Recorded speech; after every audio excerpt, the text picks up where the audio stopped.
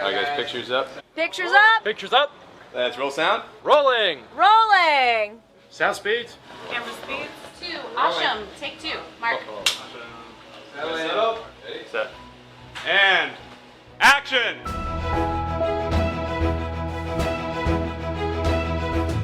Welcome to the Penn Cinema Podcast, your behind-the-curtain connection for movie news and reviews. Now here are your hosts, Penn Ketchum and David Moulton. Ooh, welcome to the show. I'm David Moulton. And I'm Penn Ketchum. What's up? Penn, welcome back. Welcome back, David. Welcome back to you, because if I sit corrected, you are on the tail end of a long vacation. Oh my gosh, this is the last day. You look well rested, tanned. Yeah, toned For sure. That's what I meant to say. Yeah. When I said tanned, I meant to These say muscles toned. Right. on like a week ago, Forget probably it. not lifting right now. But right now, lifting it. Right. Yeah. Well, so did you have a great time? Because you do. You look relaxed. You look great. It was so great. Yeah. It was one of my best vacations in memory. Oh my God. Why don't we just stay home for another week? Honestly, today I'm like, oh, there's so many things that I wanted to do that just only partially got done. Nothing like urgent or just like things I was working on that I either backpedaled for another thing or whatever. But man, oh man, was it like relaxing. Finding time around your home is just a beautiful thing, but you never get. Like, there's always like, I should have done this other thing. Yeah. Like, I have like a list for this afternoon of almost like cram things that I absolutely don't want to start back into the regular everyday life. Right. Without it being Without done. it being, like, resolved. 2 rooms that I've got to like spick and span before getting back at it. It's not a lot, but it's something. What's your closet situation? I have a closet that is full of clothes. Now, I routinely wear about 4 days worth of outfits, but I probably have a month worth of outfits in my closet. Right. But I wear the same 4 clothes all the time. Goodwill, just chuck that shit and like start from scratch. I think every few years you got to start from You got scratch. it every few years. Every few years I do the like complete refresh. Yeah. And then it's like, and then you wear it too, you're like, I kind of wearing the same thing all the time. Right. Because I'm wearing a t-shirt right now that's one of my favorite t-shirts. It's an Avengers shirt. Yeah. Which tells you it came out. I've had this shirt since Avengers came out. And I was just digging online looking for something else, and I found some old pictures of myself from like a while ago. Yeah. Wearing this same. But it still looks fresh. Yeah, I mean, the shirt looks fine. Right. I can get away with it, but just from like, from a sartorial point of view. Then you got to start thinking about, I can wear this shirt, but where can I wear it? Right. Who has seen the shirt too many times? Right. Yeah. What's the right place? Am I going to get photographed here? Right. Yeah. You have a look. You have a trademark with the floral, the Hawaiian shirts. Yeah. When you're out, not day to day necessarily, but like when you're out, you rock the Hawaiian shirts. Nice. Yeah. Thanks. Can I just copy you? Can I just Please. like buy a bunch of Hawaiian shirts? Dude, they're great because they're thin. They're they're lightweight. They hold up well. They have so many colors. They go with so many things. Right. They don't go with so many things that it's like it also works. Right. Like, oh well, that doesn't. But it kind of. I mean, he wouldn't do that if he wasn't confident. And by the time they're done thinking about it, their thought process, they're gone. They don't chase it down the rabbit hole. Right. Hawaiian shirts are great for like Hawaiian private detectives. Mm-hmm. Yeah, chasing down a villain. Or Hawaiian private podcasters. Or private podcasters. Yeah, it's basically. Should we move the show out to Hawaii? Aloha. Aloha. I think we have to. Tell the families it's for the show. Honey, it's for the show. Yeah, and we can't not do it. Now, here's a question along that, because this is obviously a conversation everybody wants to know about. Right. Do you ever have a moment where you don't, you're talking about wearing things like your shirt and having in a photo. I've had like friends that I barely see. Yeah. Good friends, but you just don't see them. And for whatever reason, 2 or 3 times, all of a sudden you realize, oh my God, every time I've seen them, even though I've only wore this outfit Yeah. Like 4 times. Yeah. 3 of those times in the last 4 months has been in front of this person. Right, but that's because you know you're going to see them, and you're like, oh, well, they love bunnies, so I'm going to wear my rabbit T-shirt. Right. You know, and your rabbit T-shirt, you love it, you know, and you feel good when you're in it, and you know they love bunnies, and they'll chuckle when you see it, and then you just, And you forget that a month ago was the last time you wore that shirt. Right. And now you're like, I gotta wear it again. It's like that episode of Seinfeld when he was dating that girl who had the black and white dress. And every date they went on, she wore the same dress. And he was asking George, like, does she have 5 of the same dresses? And George was like, well, maybe you caught her at the end of a laundry cycle. That or the beginning, too. or, you know, something along those lines. Oh, my God. So we should really start a clothing That's what show. people come to the podcast for. Right. Clothing. Right.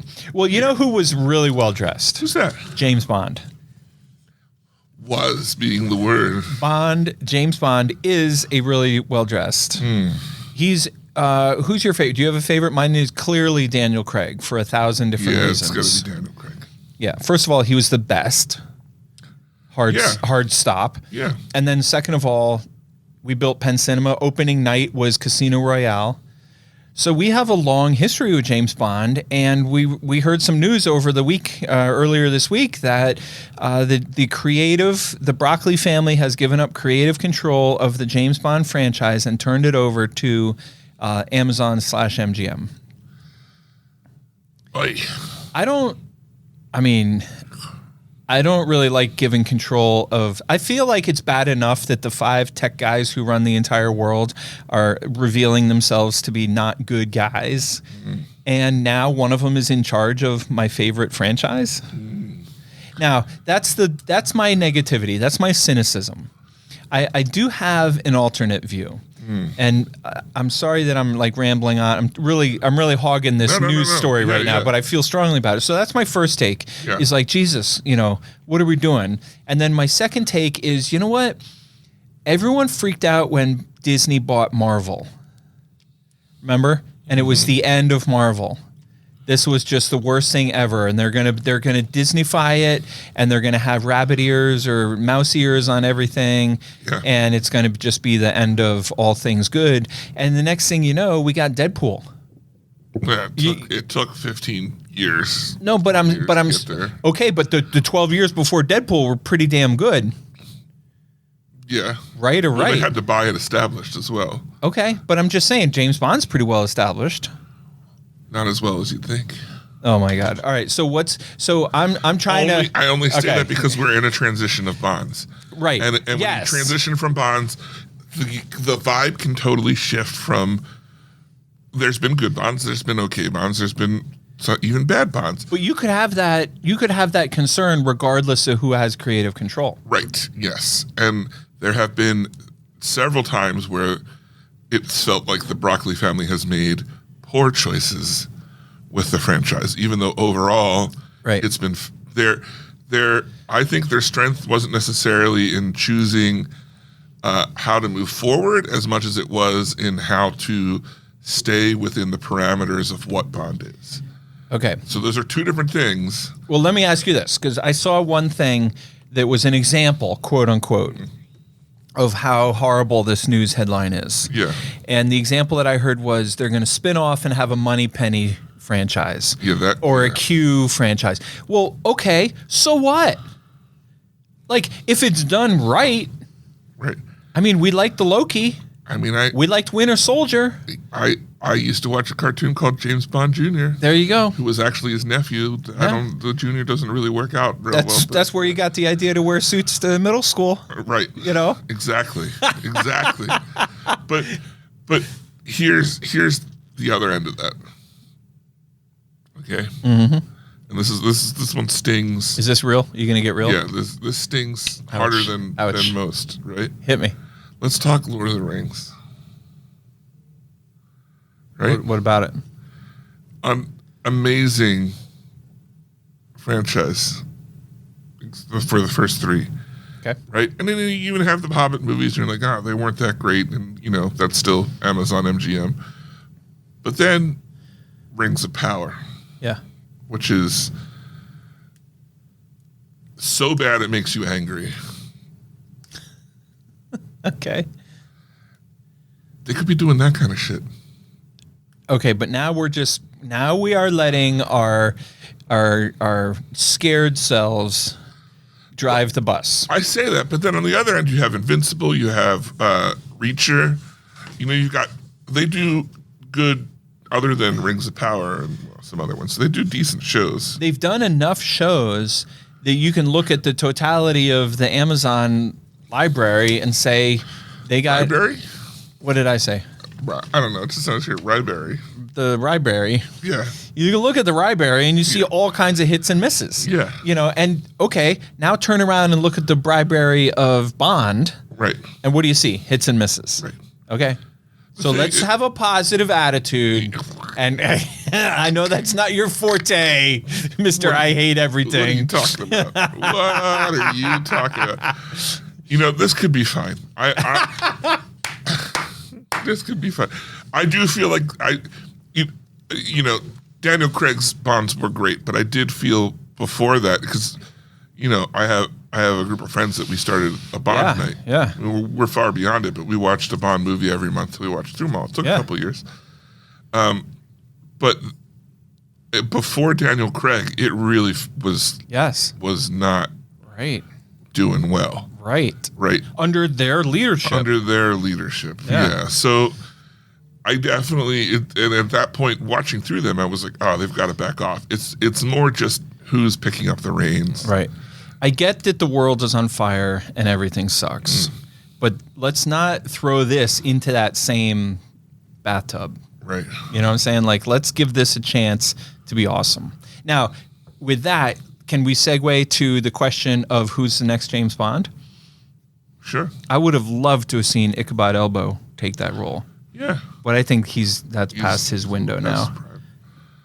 Unless they go, they did a young. Who are we talking about with Ichabod Elbo? What's his real name? For those who don't remember the joke. His name is Idris Elba. Idris Elba. Yeah. Yeah. We call him Ichabod Elbo. Yeah, because we had trouble pronouncing his name. Right. Which is a surprise. Back when we were kids. Yeah, when we were just we didn't know what we were wee doing. lads. Right. Next week, wait, what is this? Is this 290? Yeah. So we're only we're like 300. Close to 300. Oh my God, we got to get our calendars out and map out where we're going to be at 300. That's in 10 weeks. The bar is going to be open, whatever. We'll see. All right. Yeah. Speaking of the bar being open, Tom Holland moves. The next headline is that Spider-Man 4 got pushed. This was weird. I thought this was a weird story.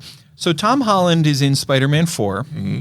And he's also in The Odyssey, Christopher Nolan's movie. Yeah. Which both come out next July of 26. Right.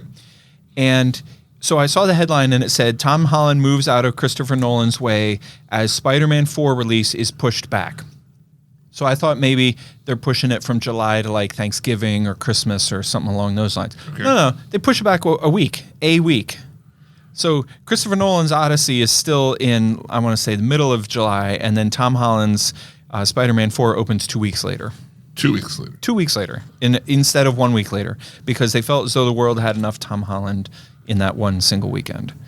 You could say it's a Tom Holland thing, but I also think it's just Nolan's movie. Sure. Will be big. No, I totally agree. Yeah. Spider-Man will be big. Right. And I feel like 2 weeks is good enough to be like, all right, well, we can share. Right.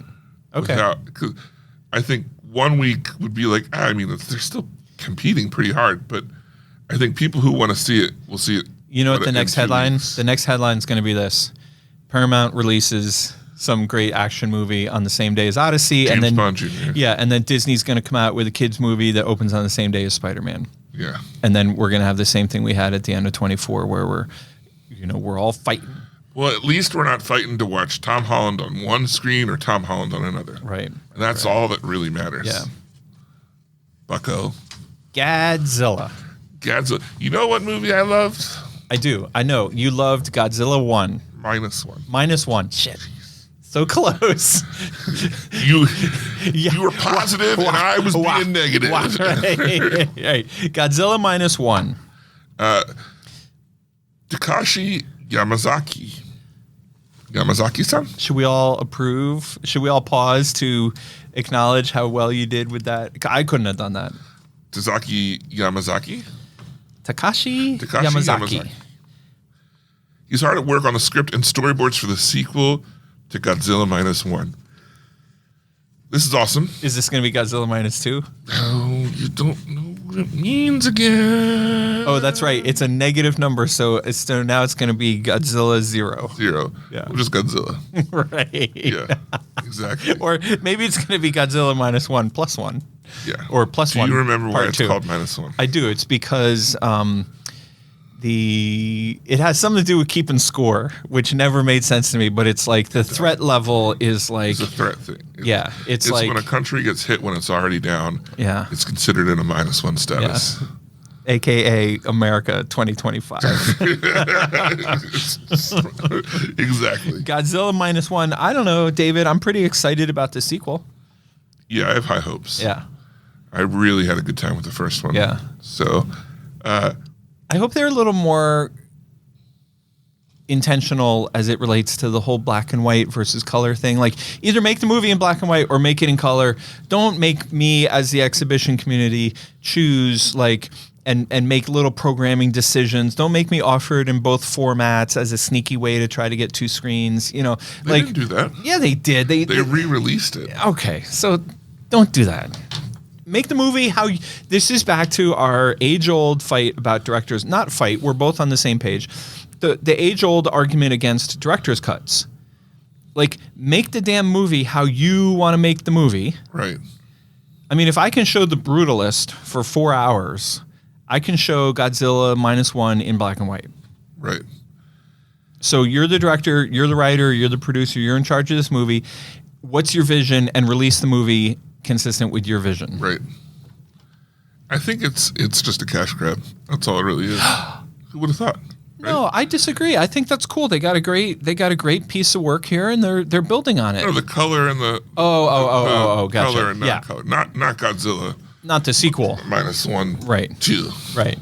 The sequel's not a cash grab. You're No. saying the gimmick of releasing, and that's what I'm saying. Like, Right. pick one.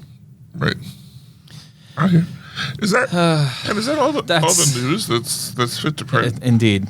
That's crazy. Oh, classic. Yeah. But a Goldie. That was a little bit like the Silver Surfer stance. It was. Yeah. And you've got a giant Silver Surfer. I up do. there. I do. Sometimes I roll in and I just like, I can't believe I forgot about the Silver Surfer. And then I get in here and completely forget about the Silver Surfer. Right. Yeah. David, today we have 7 trailers. Are you going to bring that downstairs when Fantastic Four comes out? Oh my God, I totally should. Because there's going to be a Silver Surfer in it. Well, let's go. Do it. You need it. We have 7 trailers here, and I'm just going to say that while I was watching them, every time I started a new trailer, I thought to myself, oh my God, I hope this is going to be the one that's good enough that I can tag it Trailer of the Week. Yeah. This was a tough batch. I have 3 contenders, and they're not great. Right. And none of them jump off the page at you. Right. Well, let's start first with Friday the 13th. I'm sorry, with Marshmallow. The only redeeming is a horror movie called Marshmallow. I made the joke about Friday the 13th because it's the same premise, sleepaway camp, slasher type of thing. I don't understand why it's called Marshmallow. I guess the kid cooks Because it's about a marshmallows. What? Well, the bad guy, they call him the doctor. Oh, right. The only good thing about this trailer, in my humble opinion, is at the beginning, in the opening scene of the trailer, there are a family sitting around dinner, and the grandpa says something along the lines of like, "Oh, Bobby, I understand you're going to sleepaway camp this summer." And Bobby goes, "I am being sent to sleepaway camp this summer." Yeah. And it was the only part of the trailer that I was like, "Oh, that's good."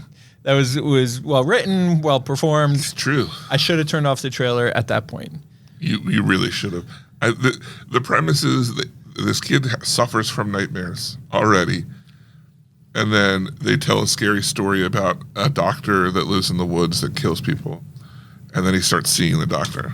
I hate it when that happens. And there's a lot of very clear, he doesn't know if he's having a nightmare or reality mixing.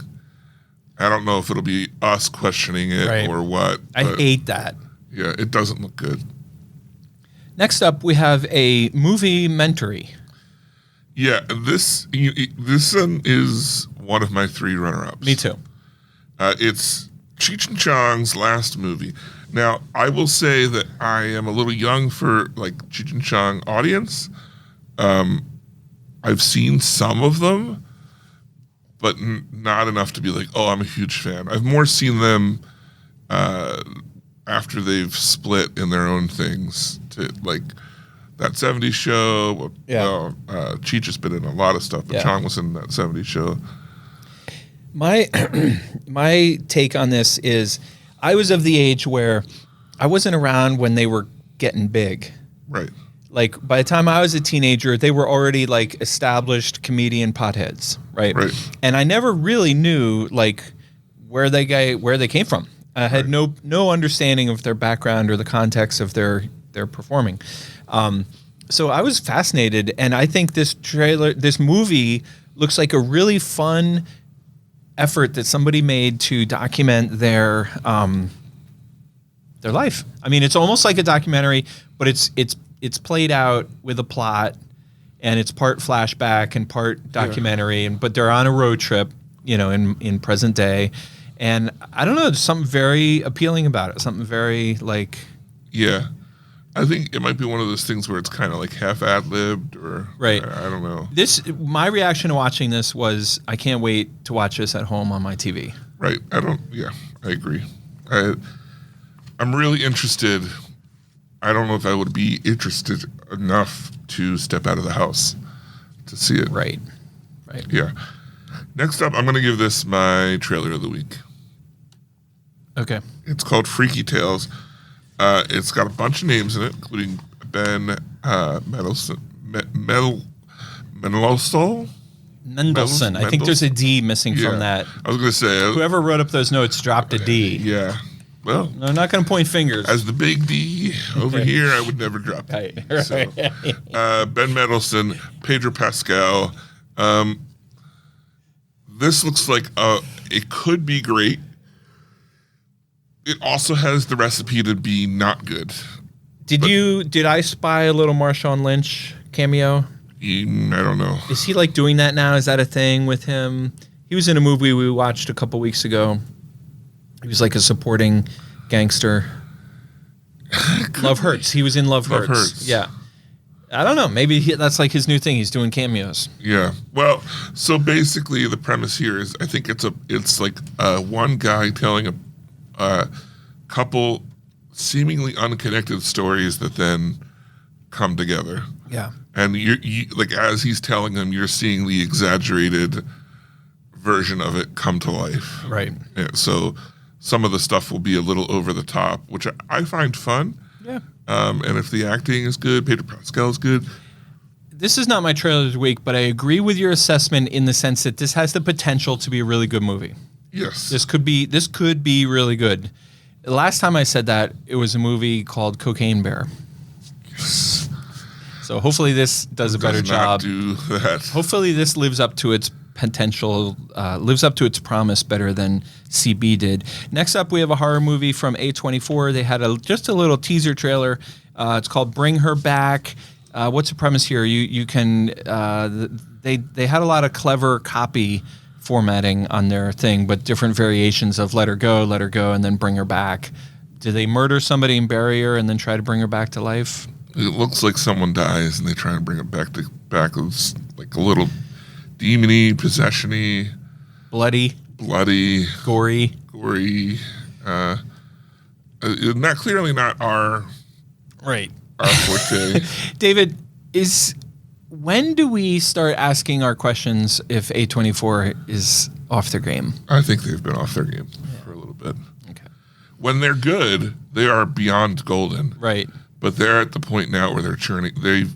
They went from being a curated, a carefully curated promotion house to being so big that they can afford to just throw anything out, crank them out. I would still say there's a look and a feel to all their movies. Yeah, and they're still a very highly respectable studio. Yeah.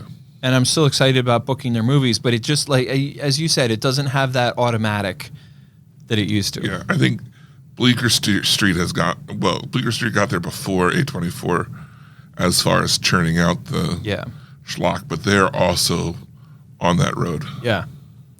Next up is my trailer of the week with a movie called The Actor, starring a young man named Andre Holland, who I'd never heard of. This is from Neon, who I think has a pretty good thing going. Yeah. I mean, again, they're not perfect, but their new movie, The Monkey, hit a home run this weekend. The Actor is about a guy who has some form of amnesia, dementia, repression. I don't know what's going on with the guy, but he's apparently an actor. And what, did he wake up from something, or he was in an accident? He was in an accident of some sort. He wakes up and he has no memory. And I think it's a mix of like him kind of remembering things, but not able to differentiate between what's a real memory and what's a memory of something he acted. Oh, right. Out. Yeah. And not knowing who he really is. Do you agree the movie looks really good? I was watching this and I was like, this feels like the early 2000 indie films I used to go crazy for. Yeah. And I mean, I love Brad Pitt.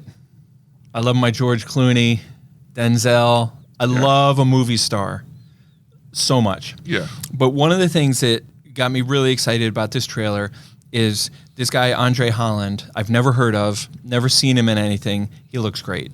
Like, he looks like somebody who I sort of, like, I think there's the possibility that this could end up being his sort of breakthrough, And it's got Gemma Chan in it, too. Yeah, I don't know her. I didn't recognize her. He's been in, or she's been in, sorry. She was in, like, 2 different Marvel things. She's been in a couple different stuff. She's pretty big. Am I the only person that never heard of Andre Holland? He was in Moonlight. That was his big movie. Oh, right. That's what I was looking up. That probably explains why IMAX is bringing back Moonlight. Yeah, Gemma Chan, she's big too. I recognize her. Yeah, you'll recognize her. Okay. So next up was almost my trailer of the week. Yeah. Okay. I'm serious. No. I know. It was good. This is probably the one I want to see the most on this list. And it's The Day the Earth Blew Up, a Looney Tunes movie trailer, too. A Looney Tunes movie. I think the last trailer was better, but this one was a little bit more like stereotypical movie rather than the other one felt like a Looney Tunes movie. Now, I have a question. Are we saying the Bugs Bunny's not in this movie? I'm sure he'll make an appearance. Because the whole trailer shows Daffy Duck and Porky Pig. Yes, it's about them. Yeah. How do you have a movie about the two of them without... It's been done before. Looney Tunes is not just Bugs Bunny. That's like saying Marvel's not just Iron Man. It wasn't until 2008. 2008. Yeah. He was a small fry. All right. I agree with your assessment. It's not my trailer of the week, but I think this looks good. That's funny because last trailer you poo-pooed all over it. I was just going to say... Back, forth, and I was just going to say one thing that I disagree with is that this trailer made me want to watch it more than the first trailer. You said you thought the first trailer was better. I think this trailer is better. Yeah, this feels more like a conventional movie where the other one felt like a Looney Tunes. Yeah. Trailer, it felt loony. Which is why I liked it. Yeah. And last and least, we have a movie called William Tell, which I hate when fanboys do this, but it's just so appropriate. I'm going to let it rip. All right, you ready? Yeah. I liked this better when it was called Braveheart. Oh my gosh. You are so hypocritical. Don't you hate it when people... Isn't that like the snarkiest, most obnoxious film snob thing to say? I liked this comment better when David said it. right.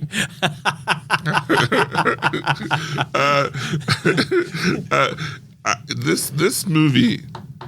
But it is a snarky thing to say, right? Yeah. Okay. This movie, the whole time I'm watching the trailer, I kept waiting for the coming to digital thing. Like I kept not believing that this was like real, and not even like theatrical. not even a good digital thing. No, but and then I remember seeing what's his name, Ben. Jimin Button? No, the guy who played Gandhi. Oh yeah. You know what I'm talking about? Yeah. He's in this. Gandhi. Come on, man. Ben. Tip my tongue. He's won Oscars. Yeah, I'm sure he has. Yeah. He's amazing. And I'm looking it up. I love when I had a friend one time try to convince me that Olivia Colman was an A-lister. And I was like, why? And he was like, she won an Oscar. So? what does that mean? You don't know what you're talking about. It's, come on. The world waits while David searches the caverns of his brain. Shit, it was right there. For Gandhi. Ben Kingsley. Sir Ben Kingsley, in a bad costume, standing on an altar with a sword that he's holding up, pointing skyward. Yeah, and I thought... You poor bastard, how far you've fallen. I remember when Ben Kingsley being in a movie meant that it was going to be great. And... My question is, okay, so obviously this is a paycheck movie for Ben Kingsley. What's that paycheck these days for him? You know, because Jason Statham makes paycheck movies, and his paycheck's $10 million, $5 million, 15. Yeah, but he works. No. That's exactly what I'm saying. Is that, you know, when he makes a paycheck movie, like, he gets paid. Right. How much did Ben Kingsley get paid to put on one of the worst costumes I've seen in years and stand at the head table of a bad brunch and aim his sword at the sky? I mean, the same end of that sword could have been, how much did Ben Kingsley need to get paid? Why does he need to get paid? Like is he just blown through all this? I mean, the man has a legendary career. It's so legendary you didn't know who he was. Well, it's just me.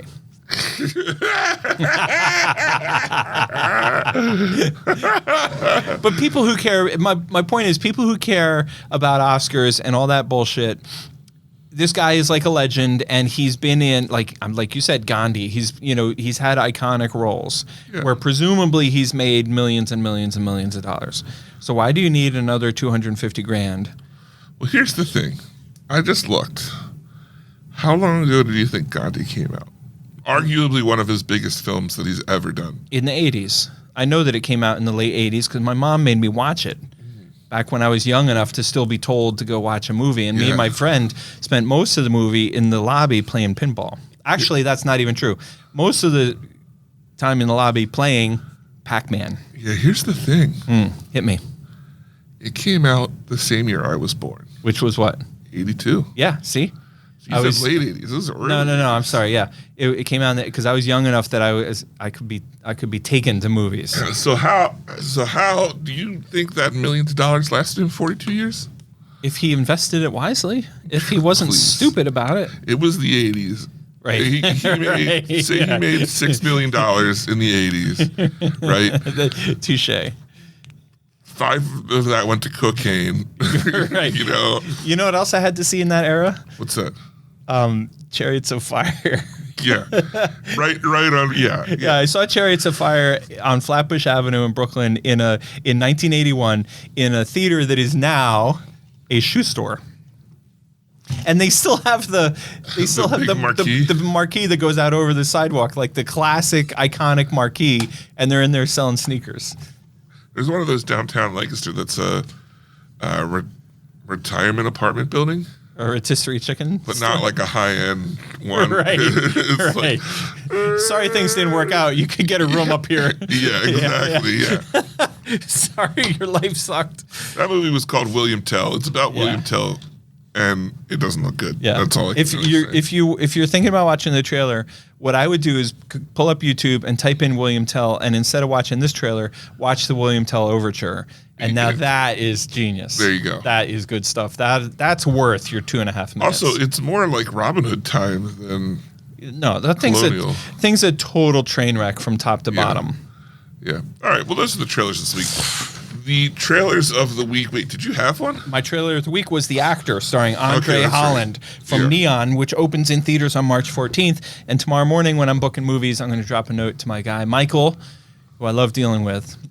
talked to him on the telephone for the first time last week. Oh, and did he answer? Was his voice totally different than you expected? A little bit. He had a heavy New York accent, which makes me feel like I'm going to be able to work with the guy. Oh, snap. Do you ever throw on the accent? No. Oh, Amy says I do if I'm like upset. Really? Yeah. Let's hear it. No. Let's review Hard Eyes. I'm recording here. All right. Those are the trailers. Mine was Freaky Tales. Yeah. Oh, Jesus Christ. This thing again. Still. The beatings will improve. You are just too eager. What? And last week I was late. Yeah. And this week I'm early. What's wrong with you? All right. This week we reviewed, David and I, What We Won't Do for You, dear listener. Yeah. We summoned up all our courage. We got our little lammies to keep us brave. And we went in and saw Heart Eyes, which is a horror movie. Although it was also funny. I would call it a slasher film. Slasher. There you go. That's articulate. Yeah. Because I wouldn't call it horror. All right. I did watch this. Yeah. With that being said, David, walk us through it. What'd you think? Heart Eyes is not great, but it's also not the worst of these kinds of movies I've seen. Like, I've definitely seen a slasher movie and been more either A, grossed out, or bored. And what I liked about, let's talk about what I liked about this movie. Yeah. I And we were neither of those things at any point. Right. I liked that this was, well, there's like one or two parts I looked away from. I just didn't feel like, Oh, gotcha. yeah, but not like grossed out, like, Yeah. but just like, I don't want to watch that. It was very self-aware, which made it Made it fun. fun, and also, what's the word? Campy? Usurp my expectations. Is that how you say it? I don't know. Yeah, well, it didn't fit what I was expecting because it was self-aware. They would throw the typical tropes at you and then flip them on their head. But at the same time, because they kept doing that, it became very expected that that's what they were going to do, both as a slasher film and as a romantic comedy type thing. Some of the humor worked well. I didn't feel like it was too long, but at the same time, it could have been shorter. Overall, I would say if you're of the Valentine's Day themed stuff that we watched this year, this is the better movie. This was a fun movie. I have a couple takeaways. Yeah. 15 minutes into this movie before anything got the opening scene is establishing the murder. It opens with my childhood sweetheart and I's, our high school sweetheart and I's song. Oh, is that? And I was like, what song is it? It's the Lone Star song that plays at the beginning. Okay. Oh my God, that's right. That's awful. All right, so it opens up with a little gore, but just to establish this awful murderer. But then you meet the main characters and the movie starts taking shape. Right. And during that portion of the movie, you know what I kept thinking? I kept thinking I wish I was watching a romantic comedy about these two. You know what I mean? Like, their characters were great. They were likable. They were interesting. The actors were great. Yeah. The actors were great. I could have 100% watched a romantic comedy about those two characters rather than a horror movie about it. Now, with that being said, I frequently review movies through my lens of imagining myself talking to a friend. Yeah. If I was recommending movies, this is a movie that I would not call up my friend and be like, dude, you got to get in here and see this movie. Yeah. But if somebody was like, I'm going to the movies this weekend, what should I see? I would tell them, oh, this is a fun one. Right. You know what I mean? This is a fun movie. If you're looking for something to see this weekend. You've already decided you're going to the movies. Right. And you want my opinion. I'd say, oh, yeah, that's a fun one. Yeah. Yeah, I agree. I had a good time. Like I said, I don't think it's the best, but I had a good time. Yeah. I liked what it did. I liked all the ways that it was kind of like, oh, here's this trope. What if we just amped it up a little bit more and made it more ridiculous? Right. And I also, the chemistry was great. And the basic premise is there's a killer that kills people in a different city each year, but kills couples on Valentine's Day. And then you've got these two people who meet, and they have chemistry, but they're not a couple. And she pretends to kiss him to make her ex-boyfriend jealous. And the killer sees this and thinks they have so much chemistry, decides that it wants to kill them, and like hones in on it. There was only one plot line that annoyed me. And I get it. Like you had to stick it in there. But this thing about how the main character boy was in the same city as all the last 3 years as all the Hard Eyes murderers. Yeah. That was never explained. It was just this is just some profound coincidence. Well, I think she asked if he was there, and he's like, I don't. Well, they established that he does travel a lot. Yeah. He's like for work because he got brought into that ad agency. Yeah. And they're like, oh yeah, well we're bringing in this great guy who's going to show you how to write good marketing plans or something along those lines. I think it was just supposed to be a really stupid. That was one of the self-aware, stupid tropes that they were like going with. That you were supposed to think it was going to be him. For a minute. Right, for a minute. Yeah. And then they show the killer with him in the same scene, and you're like, oh, it's not him. It's not him. Yeah. Right. I thought it was good. I liked it. Yeah. I liked the whole scene around when they're in the police department, like the all the back and forths and all the different scenarios and, all the different characters working together. And everybody like disappearing. And you keep thinking like things are going to happen and they don't. Right. And then somehow they escape out the front door. But then the murderer tracks them down again. They're about to kiss. Yeah. And the murderer's like still halfway across the street. Yeah. So good. Yeah. I had a good time. Yeah, me too. So, all right. I can give this best movie I've ever seen. Best movie I've ever seen. Yeah. That's that. There you go. All right. Look, next week, what are we doing? It's got to be Riff Raff. It's got to be. Yeah. Yeah. So Penn Cinema's opening in Lidditz. Well, at all three locations, we're opening The Last Breath, which is, what's his face? From Cheers. Woody Harrelson. Woody Harrelson stars with somebody else. And it looks like a fun underwater action submarine type of movie. Suspenseful disaster movie. Not a disaster like a global disaster, but a disaster like, these explorers get stuck. I don't know what happens. I'm actually excited about it, and I am going to watch it. Oh. But the way more interesting movie, which is opening in Lidditz, is called Riff Raff. And the main characters are Bill Murray, who adopts a Boston accent, which I actually watched an interview of him talking about how hard he worked to get a correct Boston accent, because he said the only thing worse than an actor who fails at their Boston accent is an actor who fails at their Cockney accent. Oh. He said those are the two worst accents to try to adopt and fail. So he's the lead with his Boston accent, and Pete Davidson's in the movie, and then I think there's like 100 other really great comedians in the movie. And it's called Riff Raff. We talked about the trailer here. I forget the premise, but it looks like fun. I can't wait to see it. Yeah, I'm game. So we're going to be talking about that next week. Yeah. Cool.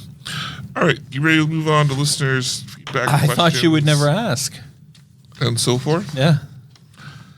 I'm going to do this first one because the next one's a big read. Oh, you're going to do the first one. Yeah. Good thing it was in the show notes. Hey. What? Hey. What? Hey. What? Hey. What? Hey.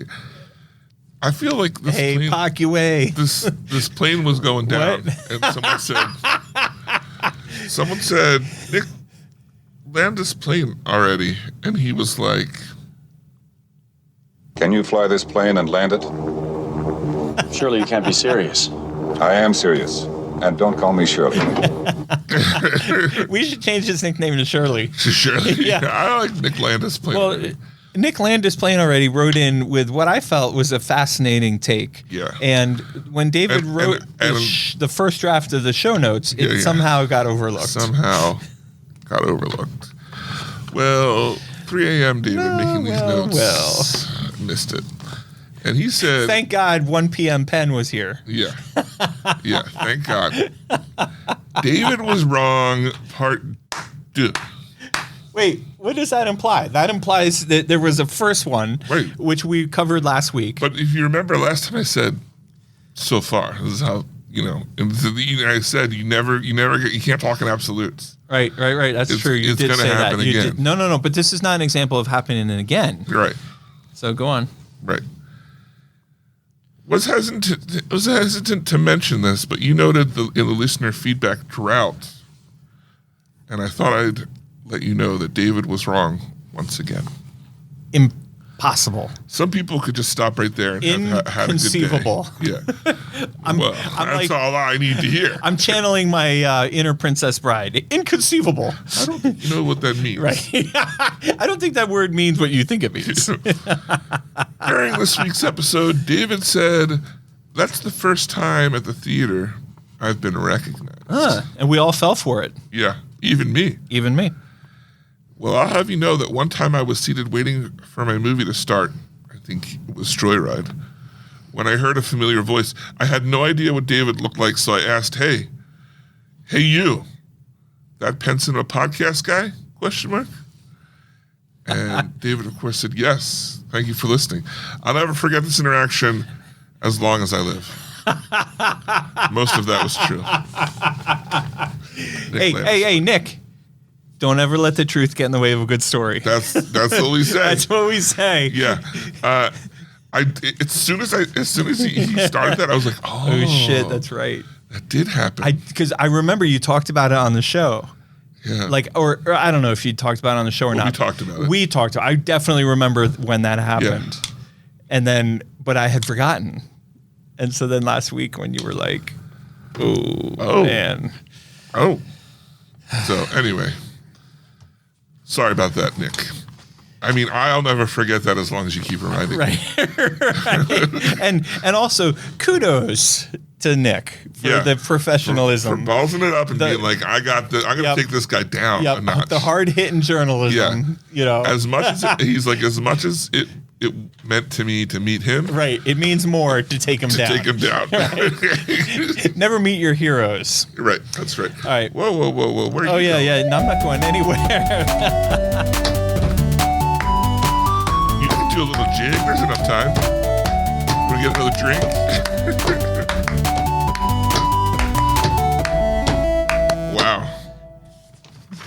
Wow. I thought a whole band was here. Right. And I'm Penn Ketchum. You did that. Take care and party on. You did all that percussion by yourself? I do forget how much I enjoy that little intro. That's a thing of beauty right there. All right. Frodo writes in, basically, if I had to summarize this week's letters.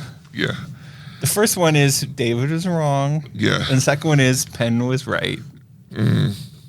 I mean, some people could look at that and some people could say, it's possible David was wrong. And some people think similarly to Penn. Whether or not that's correct, we don't know. Right. There's no way to know. Yeah. There's no way to tell. Yeah. All right. Well, Frodo write in. Last week I talked about the trailer. We watched a trailer for a movie called Borderline, and I mentioned that I took some umbrage, offense and whatnot. So Frodo writes in, as always, with some always very insightful takes on stuff. So she writes in, Penn, your point about the title of Borderline is absolutely correct. I don't have borderline personality disorder. I say this for the sake of a number of people I know who do have borderline personality disorder. And from my perspective of my own mental health stuff going on, it sucks. Vilifying mental illness fucking sucks. It's one of those things like the disfigured villain trope. It's background cultural attitudes, but it sucks every time. That plus borderline personality disorder can be comorbid with PTSD. People love to use mental illness as a bugbear as if they aren't a traumatic incident away from a mental health crisis themselves. I think one of the reasons that people make mental illness into villainous characters is that it reinforces an idea of people with mental health issues being other than from people who aren't normal, are fundamentally different and separate from society or even from their conception of quote-unquote people.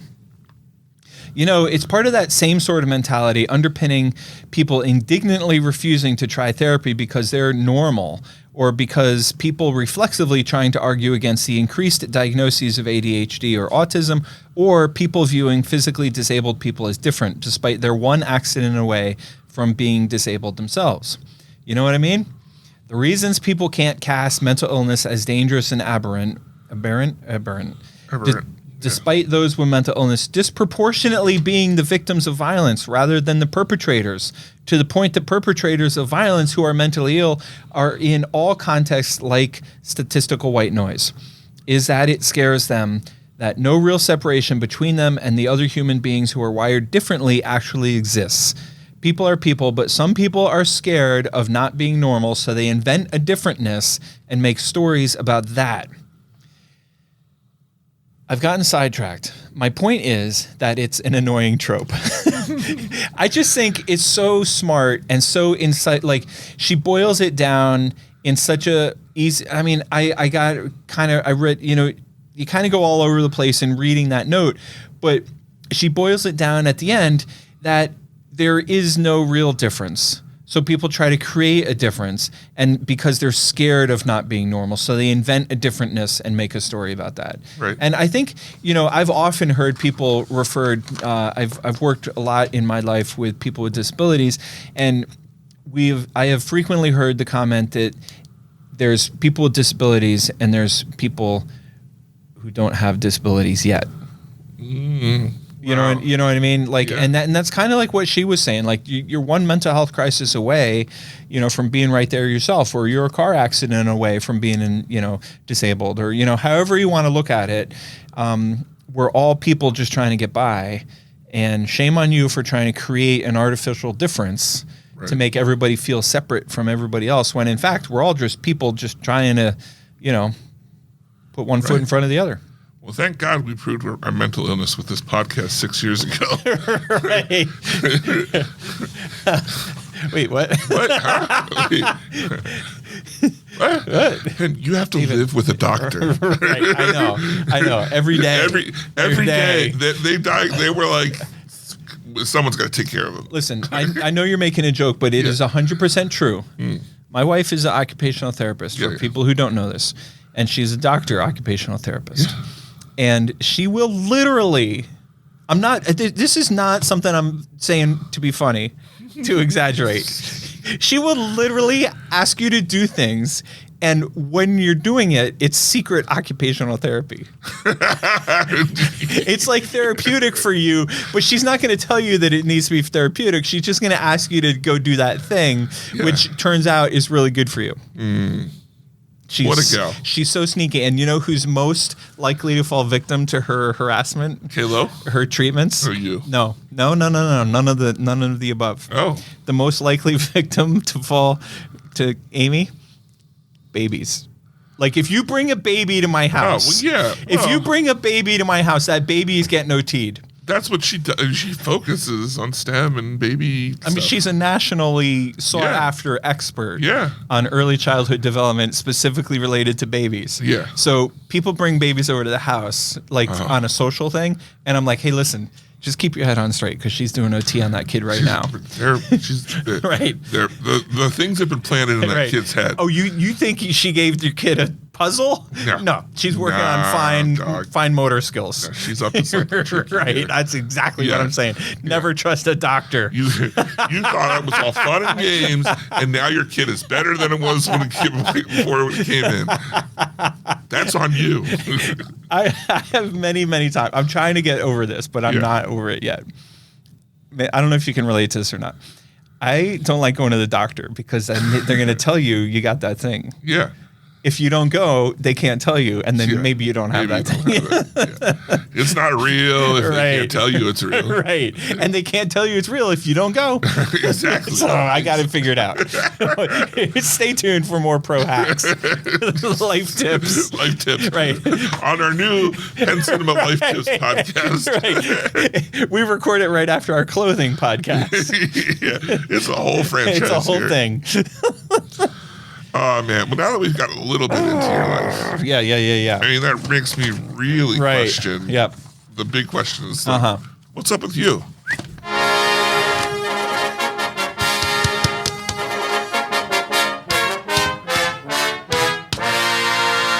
don't know how you don't have a drum set. Right. Like, you've clearly been meant for the percussion. I'm going to order one. You should. And when it arrives, I'm going to tell Amy, David told me I should have this. Let's go into the office. Right.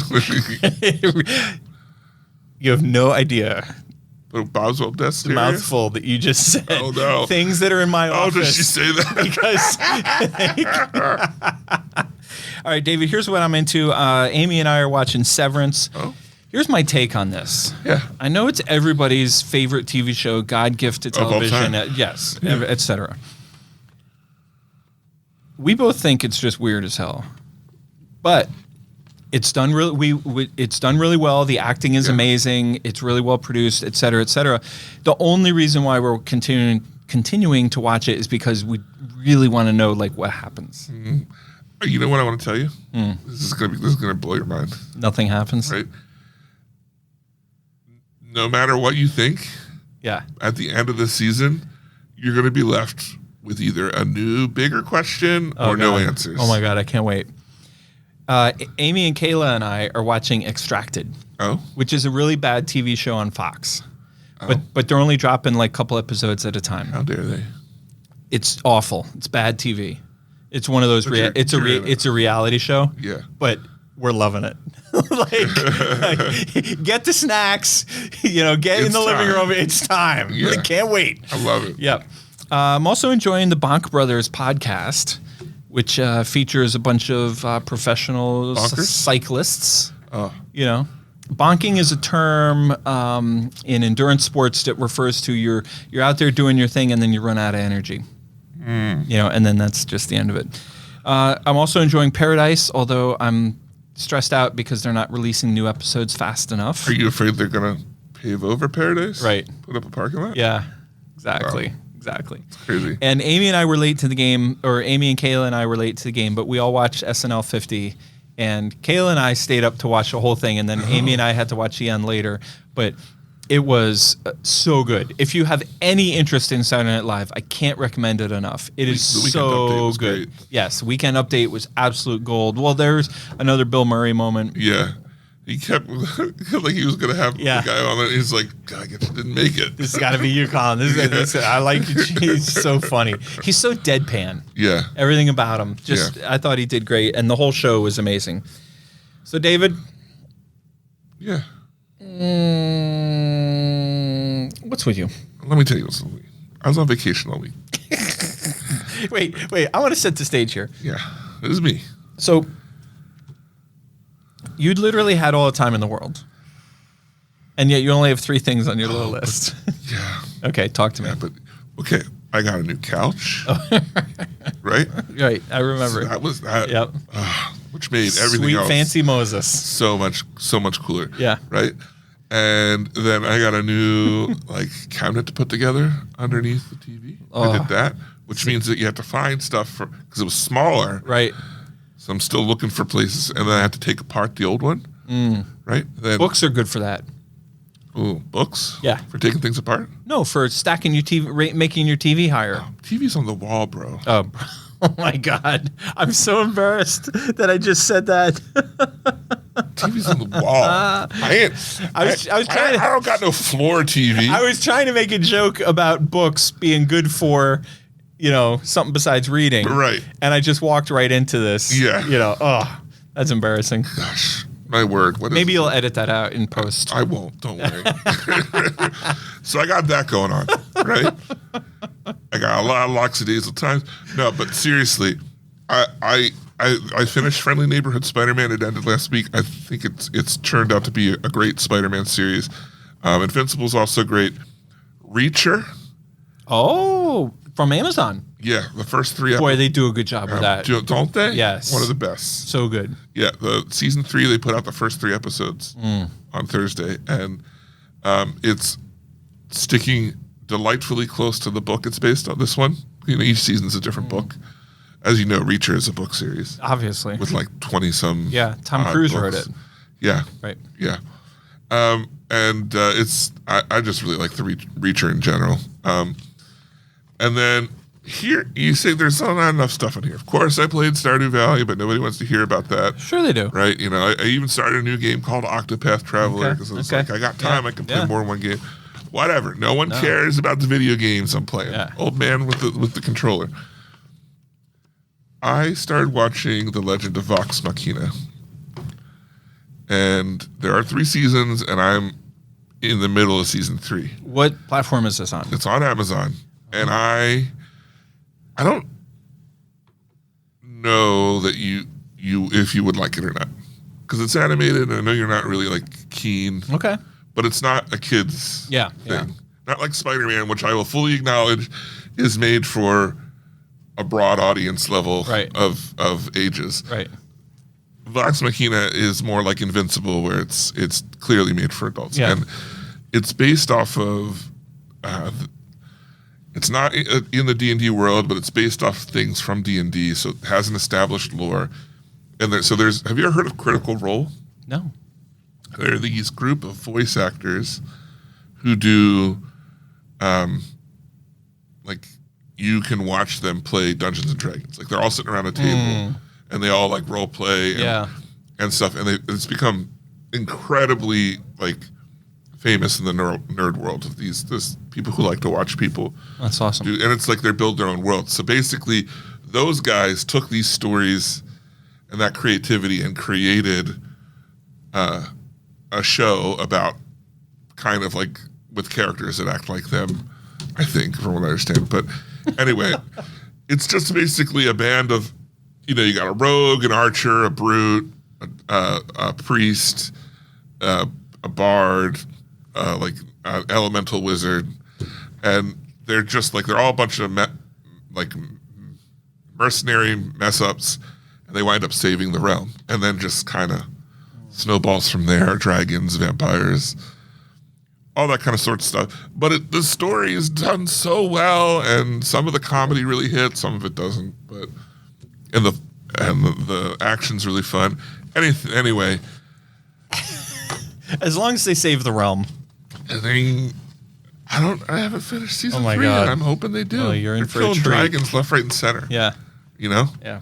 So anyway, it's been quite enjoyable, and I am super duper late to the game on this show.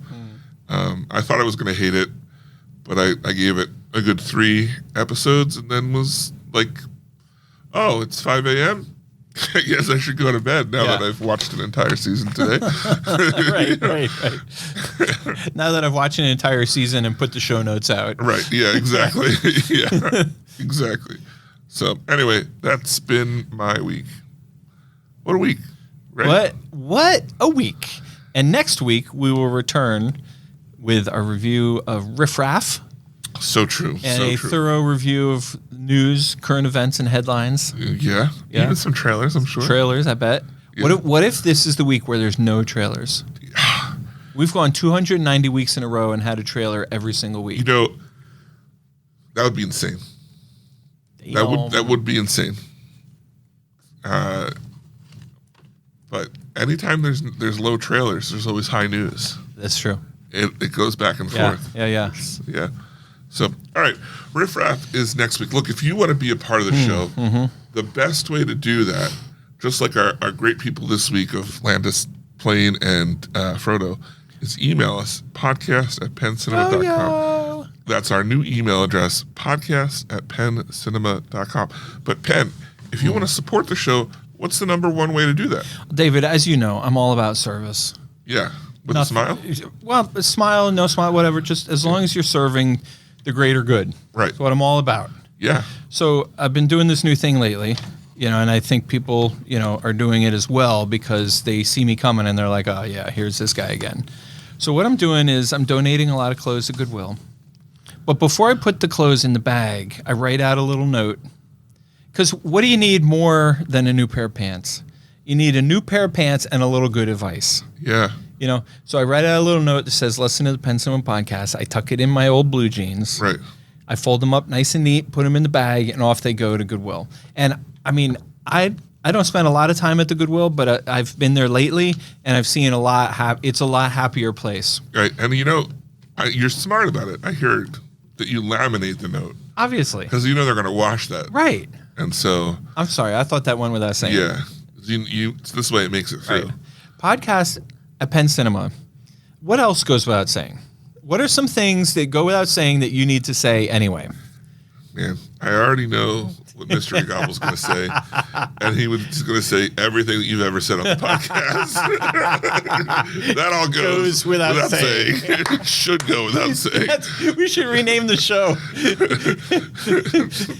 That's our new tagline. Yeah. The Penn Cinema Podcast. It should have gone without saying. It should have gone without saying. Yeah. All right. Well, once again for the Penn Cinema Podcast. Whoa, hold on. Whoa. Say you don't have a Goodwill nearby. Settle down. Right. If you're not in a Goodwill, or maybe you're at the beginning of a new cycle of clothes. Right. In that case, just tell a friend how much you're enjoying the show. Yeah. We would really appreciate that. Yeah, that would be great. Yeah. All right. Once again for the Penn Cinema Podcast. I'm David Moulton. And I'm Penn Ketchum. Take care and party on. Thanks for joining us this episode. Our hosts would love to hear from you. To contact the show with your thoughts and reviews, email podcast@penncinema.com. This podcast is a production of Penn Cinema. Escape to the movies at Penn Cinema, featuring crisp digital projection, killer sound, reserved seating, and premium power recliners. With locations in Lancaster, Pennsylvania, Wilmington, Delaware, and Huntington Valley, Pennsylvania. Showtimes and tickets available at www.penncinema.com.